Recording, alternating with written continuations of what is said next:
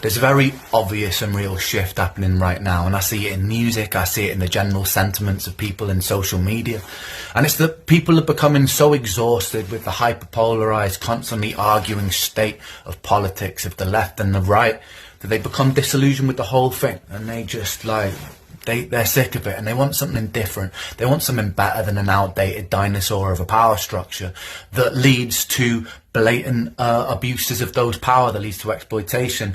People are starting to look around and go, you know, like every fucking year these politicians talk about how they're going to solve homelessness, rising poverty levels, rising electricity bills, rising cost of living, lower work standards, and yet it seems that every year, no matter where you are, these things seem to get worse, and yet we have these billionaires parading around telling us all that things were going to get fixed and making empty promises, right? And it can sometimes feel a bit hopeless because the loudest voices on either side of the aisle are often the ones that are the most extreme.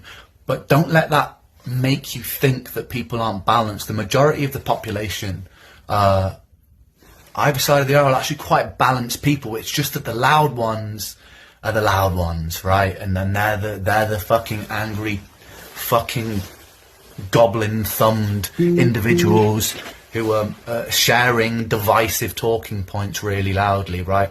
And the fact that a lot of people are putting their hands over their ears and refusing to listen to each other means that a lot of nuance gets lost in these conversations, and we start to forget our humanity. But I'm just wanting to put this story up to remind you that a lot of people are balanced, and a lot of people just want a better way of life, right?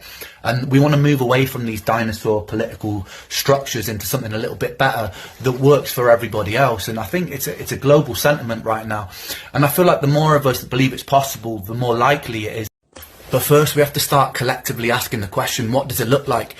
Human beings are one of the most unique species because we have the ability to create, right? We can create something new, and that's how all of this works. That's how I'm talking to you through a screen.